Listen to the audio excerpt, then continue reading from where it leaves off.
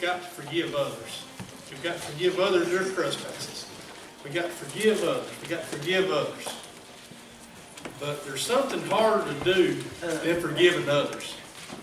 It's very hard to forgive ourselves for the things that we've done, the wrongs that we committed, the sins that we've sinned against God, the people that we hurt. That's a hard thing to get over. It's a hard thing for us to forgive ourselves for.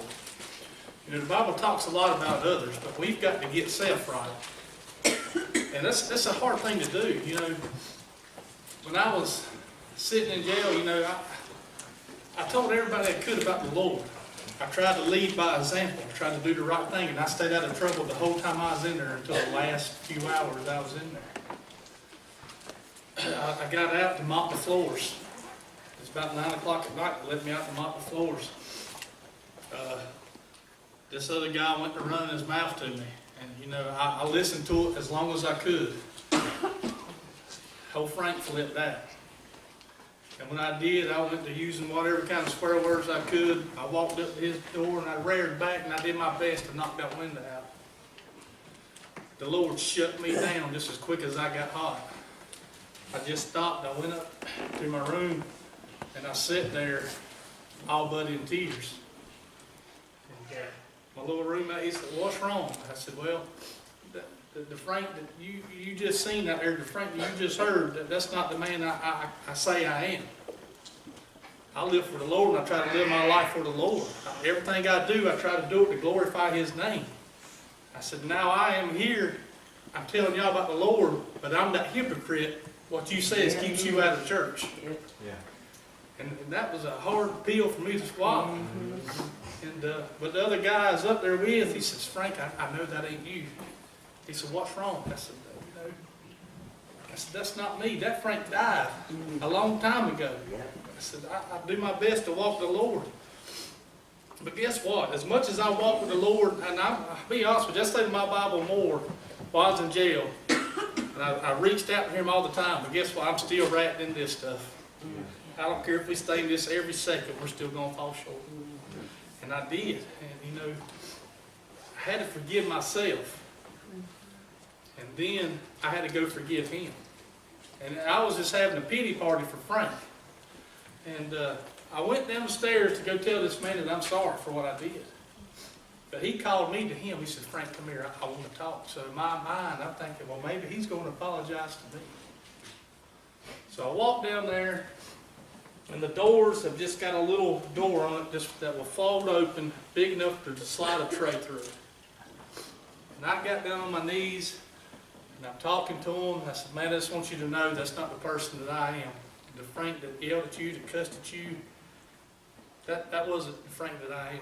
I said, "That was the old me. He's dead." I said, "I try to live my life for the Lord now." He said that he didn't care. He took a bottle, he peed in it, he squirted that pee all over my face. Now what he was wanting was for me to come undone again. That was going to be his satisfaction. But let me tell you what Frank did. Frank just flopped that pee off his face. I said, "No." He told me to get out of here. He didn't care what I had to say. I said, "Well, Frank's going to finish saying what he's got to say." I said, "I just want you to know that I'm sorry." His jaw hit the ground. His eyes got about that big around.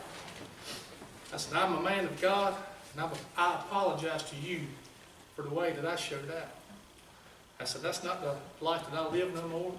I said, "You have my apology, but what you choose to do with it is up to you. But just know I gave it to you, and I am truly sorry. And I'm going to pray for you." And I walked back upstairs, and I sat there, but I was still feeling sorry for myself because of my actions. And I'm just sitting there bawling. And the other trustee came up to me and said, "Frank, I got something for you."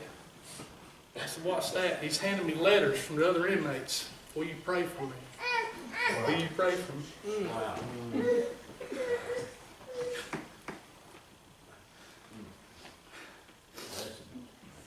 I carry those in my truck everywhere I go. Everywhere I go. But I was too busy feeling sorry for me to notice the needs of others. But buddy, he went and handed me those letters. Boy, did I perked up. I was feeling that joy, that satisfaction that the Lord gave me. When I first came to know Him, man, you know, I was so consumed with my little pity party I was having for myself because poor Frank then showed out again. And you know, that hypocrite is the reason people stay out of church. And I was that person. Here I am trying to lead people to the Lord, tell them about what a great job, how He saved me and forgave me of my many sins. And y'all know there's a bunch of them. But here I showed them that person that they say is the reason they stay out of church. But the Lord must have showed them something that He didn't show me because they were still asking for prayers. You know, but what I want to read out of Matthew's, it's in Matthew chapter 14, verse 24, and it's when Jesus fed the multitude. You know, He went out about His ways, and it says, "But the ship was now in the midst of the sea, tossed with waves, for the wind was contrary. And in the fourth watch of the night, Jesus went unto them walking on the sea. And when the disciples saw Him walking on the sea, they were troubled, saying, It is a spirit. And they cried out in fear. But straightway Jesus spoke unto them, saying, Be of good cheer, it is I, be not afraid. And Peter answered Him and said, Lord, if it be Thou, bid me to come on the water. And He said, Come. And when Peter was come down out of the ship, he walked on the water to go to Jesus. But when he saw the wind, he was afraid and began to sink. He cried, saying, Lord, save me. And immediately Jesus stretched forth His hand and caught him and said unto him, O thou of little faith, wherefore didst thou doubt? That water they was on, that was troubled. Yeah. That water is called life. Yeah. How many of us have been on that boat and we're rolling through life, and that water starts getting choppy, and that water starts getting rough. And the man that we're so longing to see, the man that we're reaching out for in our minds, we might not be saying it out loud, we might not be telling others that we want to know Jesus, but He knows we want to know Him. And as we're rowing to Him, He's coming to us. But Lord, when we see Him, we get terrified. Oh no, there He is. Something's about to happen, and I don't know if I'm ready. Lord, if that's You, tell me to come. What's He do? Stretches His hand out. Come on. I've been here waiting the whole time for You. You was rolling a little slow, but I've been here waiting. And then we get out on that water, with our hands stretched out and tears in our eyes won't to come to Him. He's got His hands stretched out, but Lord, then we start thinking about, Lord, just last week I was drunk in the bar. Lord, just last week I chewed my mama out, cussed her like a dog. Lord, I turned my back on my family. I walked out of the church, but yet You're still telling me to come to You. Why, Lord? And we start to doubt ourselves. It ain't that we doubt Him. We doubt ourselves. When we doubt ourselves, what do? Start to sink. We get so consumed about the things that He's already forgiven us for that we get right back down to where we was at in the bottom, sinking, about to drown. But what's the Lord do? Scoops down, snatches us up. Come on now. And so, why'd you doubt me? Why? Don't you know that I love you? There's not too much that you've ever done that I won't forgive you for. That's right. So what you was drunk at the bar? So what you blowed your week's paycheck? You know how I'm here to help you. I'm here to save you. I'm here to pull you out of that water of sin that you're drowning in. And I don't care what you've done, it's behind you now. Yeah. But we get so wrapped up and worried about us. And that's one of the biggest things that I heard in jail. I've done too much. I've done too much. No, you haven't. The only thing that you haven't done is give it to the Lord. Amen. That's right. I've done too much. I'm not worthy of His love. Well, that's a lie, and I can prove it's a lie. Right there.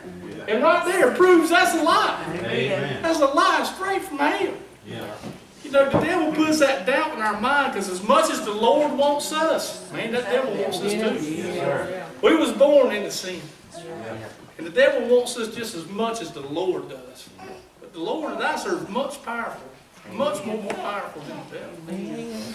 You know, We have these pity parties for ourselves. Oh, get over it. Hey, man. Get over it, people. Go ahead. You know, get over it. You know, I had to tell myself that, and I still have them pity parties sometimes. You know, we do. We're going to.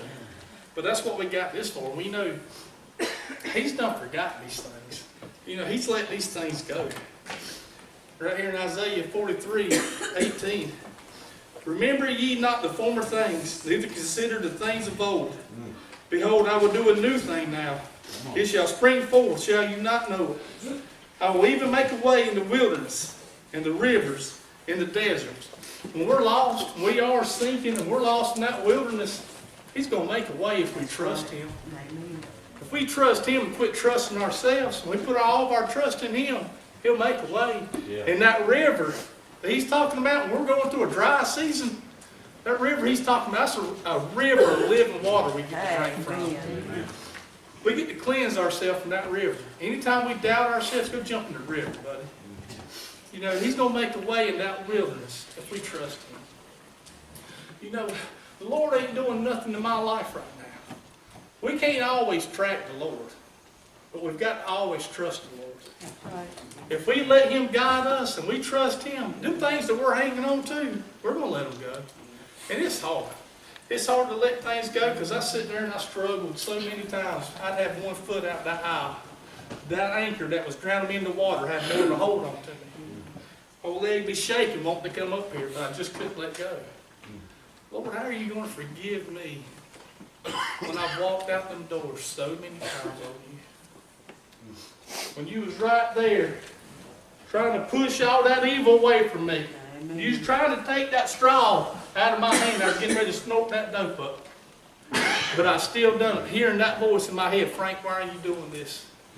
Why are you doing this, Frank? I love you more than them dope will ever love you. Yeah. I love you more than that crowd of people who's your friend right now while you got some money and some drugs in your pocket. Yeah. My love ain't going to die, Frank. Why are you doing this? Lord, get out of my head. You can't save me. I'm too far gone. That's a lie. Yeah. Yep. I'm here tonight Yes. telling people what the Lord's done for me. That's a lie. Right. Amen. We've got to let things go, folks. We hang on to everything wrong that we've ever done when he's done. He paid the price for it. Yeah. He paid the price for our sins before we was even born. You know, I just don't know how to say it. You know, get over what you've done. You want to experience the full peace that Christ has to offer us, we've got to stop having these little pity parties for ourselves. You know, we've got to get over the old things. If you've been in that water, that old man died in that water. Them old things died in that water. They're gone. They washed away. The blood made us white as snow again. Our sins are gone. Therefore, if any man be in Christ, he is a new creation. The old things are passed away. They're passed away, folks. Yeah. Quit hanging on to them. They're gone. Behold, all things become new. We're new people. When we give our heart to Christ, he's got our heart. Them old things are gone. We're new creations. But yet, we still want to hang on to them. You know, the Lord said, cast our worries and burdens upon him. He didn't say, cast them upon me. And when life gets a little rough and waters get choppy, just drown ourselves in these thoughts that we had that we supposed to give to the Lord. He wants us to leave them and give them to him. Have y'all ever tried fixing things on y'all's own? Where'd it get you? Got me nowhere. Well, it got me in the county jail a couple times. Got me in prison. You know, that was me trying to fix me. And sometimes we have to go through them hard roads. I'm talking with a young man right now that I'm pretty sure that's what it's going to take for him. Pretty sure it's going to take a trip to prison because when he goes, he's got to go for 28 months. But he's the same person I was when I was 21. When I was 21, you might as well be talking this piece of wood right here. And sometimes I can still be that way. But that's me trying to fix me. That's me not trusting the Lord. Because I'm going to tell you right now, there's some things that are hard for me to let go. My pride is one of them. And, you know, it's a hard thing to let go of your pride. It has been for me because I was raised in a household what I say, that's what went, whether I was right or wrong. Yep. And after being raised like that for so long, that gets instilled into your mind. And I don't want to be that man that raised me. Because he's not a happy man. He's not a saved man. But I see shades of him in me sometimes. Kids, clean your room. No. Well, this is my house, and if you don't, you go live somewhere else. You know, I've got to bite that bullet. Because I was that kid that didn't want to clean his room. You know, but whatever you've done, whatever you're hanging on to, I'm sure there's a garbage can here tonight. Open that garbage can, let it go. If you want to receive that peace and that full joy that the Lord has to offer us, we've got to let these things go.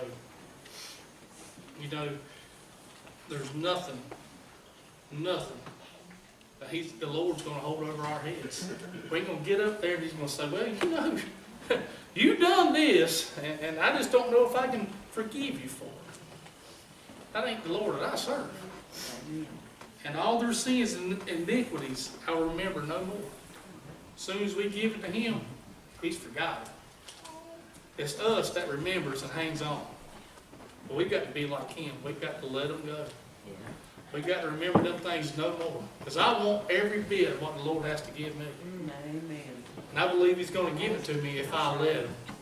If I trust in Him, quit worrying about the old things, and focus on the new, and focus on moving forward. I may get my feet wet sometimes in that water, but I'm not going all the way under. You know, and if you're here tonight, and you feel like you've gotten down in that water, I'm here to tell you that the Lord's here to snatch you back up. Yeah. He's here to snatch you back up. He'll even dry you off and set you on the bank. Have a little talk with you, because sometimes He's got to have a little talk with me when I'm in my truck by myself. I'll talk to the Lord, because, you know, it's not always easy to come to the preacher. It ain't always easy to go to a loved one and talk about things going on in your life. Pretty easy to get in your truck, just drive around for 30, 45 minutes and talk to the Lord. So, Lord, I'm just having a hard time in this relationship. All these 4 girls I got, you know, my hair's thinning every day. Lord, what do I need to do? If we ask Him, if we trust in Him, He's going to show us some things.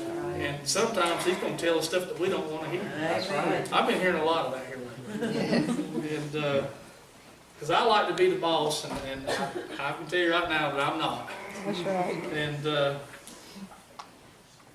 if you're here tonight, and you've been drowning in that water from things that you quite haven't been able to let go, tonight's your night to let them go. Let those things that you've been holding on to, let them drown in that water. Let the Lord lift you up.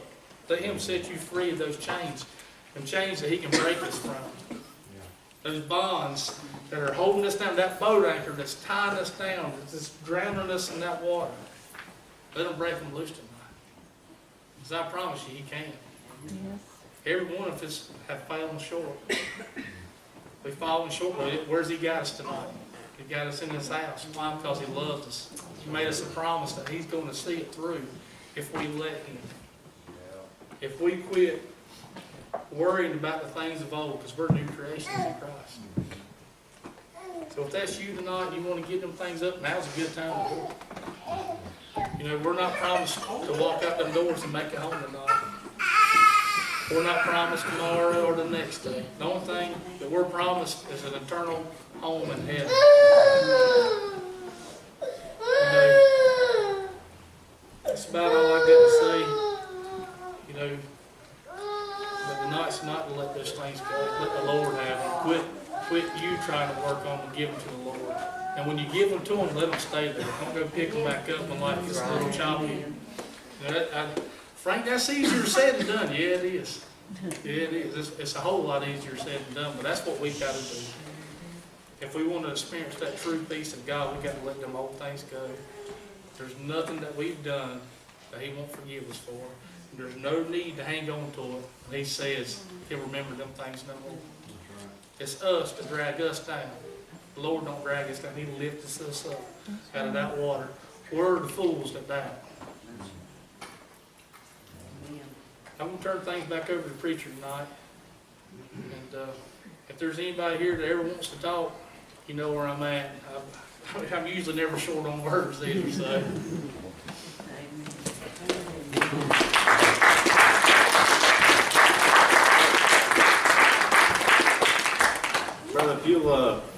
you'll play softly that song, that last song that was played during the skit. Maybe tonight, that's you. Maybe you're that person that you're going through things in life and the storm's getting rough. Waves are starting to build, boats starting to rock. Maybe that's you. And God's standing off at a distance in the water. And we begin to doubt. He was doubting before he ever hit the water. Lord, if that's you, bid me to come to you. Lord, if that's really you, let me come to you. And God said, come.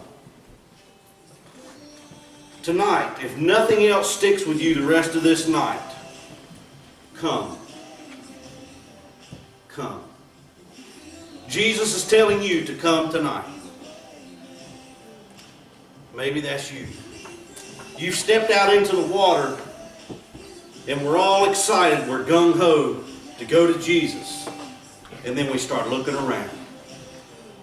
That's where things fell apart for old Peter. He started looking around. What was he looking around at? Just what you saw here tonight. Looking at the things that he could have. Looking at the things that he used to do. Looking at his past. And he began to drown. So tonight, the altar's open. Maybe that's you. He's telling you in the song. He's a pain taker. He's a chain breaker. He's a relationship restorer. He will restore what has been lost. He'll restore what's been taken by the devil. He will restore that. You don't believe it? Talk to some people in this room tonight. There are people in this very room tonight who have had things taken. The devil has tried to take things from them, and God has restored it. Amen. God restored it. Not us, not the preacher, not no one else. God restored it. But he said, come. So tonight, I'm going to let him turn that up. The altar's open. You come.